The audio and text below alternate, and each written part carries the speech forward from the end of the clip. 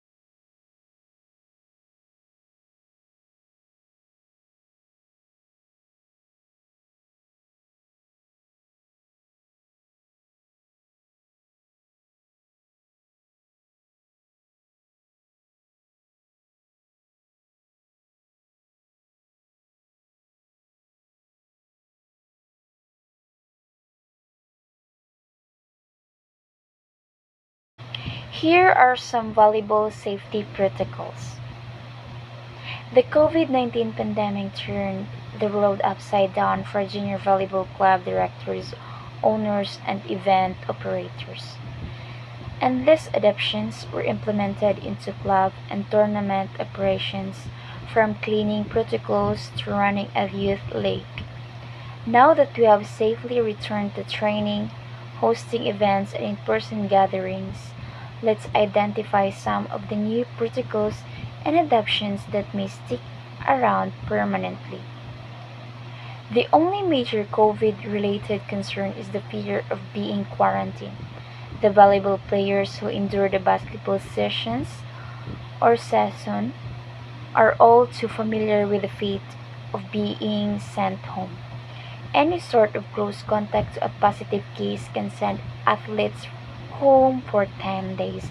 In such a short season, those 10 days could have devastating consequences.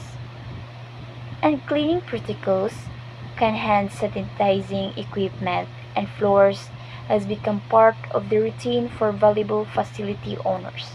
The cleaning process has become more diligent and more frequent, and this is a trend we foresee to continue.